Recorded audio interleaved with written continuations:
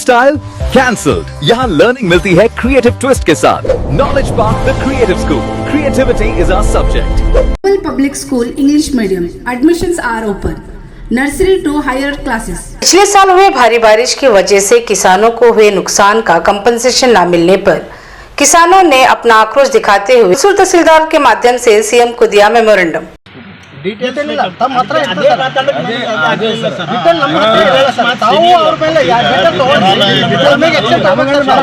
नमस्कार, मैं वर्षा रानी, आप देख रहे हैं बीके न्यूज। बीके न्यूज में आपका स्वागत है। बिदर डिस्ट्रिक्ट हुलसूर तालुका के किसानों ने 6 मार्च 2026 को हुलसूर तहसील ऑफिस पहुंचकर विरोध प्रदर्शन करते हुए तहसीलदार शिवानंद मैत्रेय के माध्यम से सीएम सिद्धरामैया को दिया मेमोरेंडम। बिदर डिस्ट्रिक्ट के हुलसूर तालुका में पिछले साल भारी बारिश और बाढ़ की वजह से किसानों को भारी नुकसान पहुंचा था, जिसका कंपनसेशन अभी तक नहीं दिया गया। किसानों ने आरोप लगाते हुए कहा कि पिछले साल की भारी बारिश की वजह से किसानों की फसल बर्बाद हुई और हर तरफ सर्वे किया गया, लेकिन हुलसूर तालुका के किसानों की जमीनों का सर्वे विलेज अकाउंटेंट द्वारा नहीं किया गया और सरकार को गलत इंफॉर्मेशन दिया।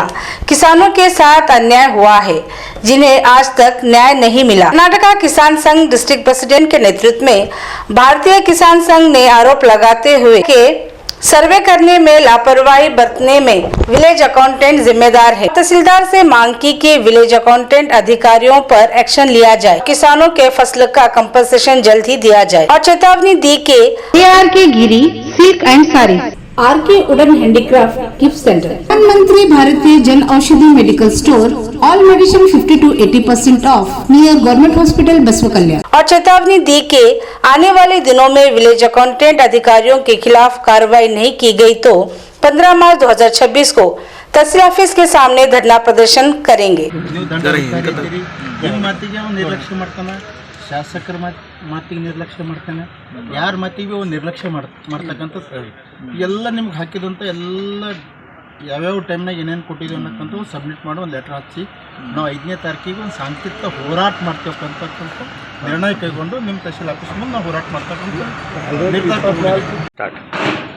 ನಾನು ಶರಣಪ್ಪ ವಿರ್ಸಿಟಿ ಗನ್ನ ಮುಚ್ಚಳಂಬ. ನಾನು ಭಾರತೀಯ ಕಿಸಾನ್ ಸಂಘದ ತಾಲೂಕು ಅಧ್ಯಕ್ಷ ಇದ್ದೀನಿ ರೀ. ಈಗ ನನಗೆ ಏನದಂತಂದ್ರೆ VA ಅವ್ರ ಕಡೆಯಿಂದ ಭಾಳ ಅನ್ಯಾಯ ಆಗ್ಯದ. ನಂದು ಬೆಳೆ ಪರಿಹಾರ ಬರಬೇಕಾಗಿತ್ತು. ನಮ್ಮ ತಾಲೂಕದಿಂದ ಎಲ್ಲ ಕೆಲವೊಂದು ರೈತರದ್ದು ಯಾರ್ದು ಬಂದಿಲ್ಲ. ಆಮೇಲೆ ಎಲ್ಲರ ಹತ್ರ ಡಾಕ್ಯುಮೆಂಟ್ಸು ಅವ್ರ ಬಲ್ಲಿ ಇಶ್ಯೂ ತೊಗೊಂಡಿದ್ದು ಯಾರು ತೊಗೊಂಡಿಲ್ಲ, ಯಾರು ರೈತರು ತೊಗೊಂಡಿಲ್ಲ. ಈಗ ಅದ್ರ ಕಡೆಯಿಂದ ಎಲ್ಲ ರೈತರು ಸುಮ್ಮನಾಗಿದ್ದಾರೆ. ನನ್ನ ಹತ್ರ ಎಲ್ಲ ಡಾಕ್ಯುಮೆಂಟ್ಸ್ ಇದ್ದು ನಾನು 3-4 ಸಲ ಡಿಸೆಂಬರ್ ತಿಂಗಳಿಂದ ತಹಸೀಲ್ದಾರ್ ಕಚೇರಿಗೆ 4-5 ಸಲ ಲೆಟರ್ ಕೊಟ್ಟಿದ್ದೀನಿ. ಅದನ್ನು ಉಲ್ಲೇಖದಾಗ ಹಾಕಿ AC ಸಾಹೇಬರು ಕೊಟ್ಟಿದ್ದೆ. ಆದರೆ ಅವ್ರ ಕಡೆಯಿಂದ ಏನೂ ರೆಸ್ಪಾನ್ಸ್ ಬಂದಿಲ್ಲ, ಇವ್ರ ಕಡೆಯಿಂದ ಏನೂ ಬಂದಿಲ್ಲ. ಅದನ್ನು ಇಟ್ಕೊಂಡು ಈಗ ನನಗೆ ಟೋಟಲಿ ಏನಂದರೆ VA ಅವ್ರ ಕಡೆಯಿಂದ ಅದು ಏನು ಟ್ರಾನ್ಸ್ಫರ್ ಮಾಡೋದು, ಅದು ಮಾಡೋದು, ಇದು ಮಾಡೋದು, ವರ್ಗಾವಣೆ ಮಾಡೋದು ಅದು ನನಗೆ ಬೇಕಾಗಿಲ್ಲ. ಟೋಟಲಿ ನನ್ನ ಪರಿಹಾರ ನನಗೆ ಬೇಕು ಸರ್ಕಾರದಿಂದ. ಆ ಉದ್ದೇಶದಿಂದ ನಾನು ಇವತ್ತು ಈ ಹೋರಾಟ ಇಟ್ಕೊಂಡಿದ್ದೀನಿ. ಅದಕ್ಕೆ ನಿಮ್ಮ ಮಾಧ್ಯಮದ ಮೂಲಕ ನಾನು ಹೇಳೋಕ್ಕೆ ಇಷ್ಟಪಡ್ತೀನಿ. ನಾನು ಪ್ರಭು ಮೂಲಿಗೆ, ಭಾರತೀಯ ಕಿಸಾನ್ ಸಂಘದ ಜಿಲ್ಲಾಧ್ಯಕ್ಷರು. ಇವತ್ತು ನಾವು ಹುಲಸೂರು ತಹಸೀಲ್ ಆಫೀಸ್ ಹತ್ರ ನಾವು ಹೋರಾಟ ಮಾಡೋಕ್ಕೆ ಮುಖ್ಯ ಉದ್ದೇಶ ಏನಂದ್ರೆ, ಈಗ ಹುಲಸೂರು ಮತ್ತು ಬಸವ ಕಲ್ಯಾಣ ತಾಲೂಕಿನಲ್ಲಿ ಭಾಳಷ್ಟು ರೈತರ ಬೆಳೆ ಸಮೀಕ್ಷೆ ಆಗಿಲ್ಲ ಮತ್ತು ಭಾಳಷ್ಟು ರೈತರು ಬೆಳೆ ಪರಿಹಾರ ಬಂದಿಲ್ಲ.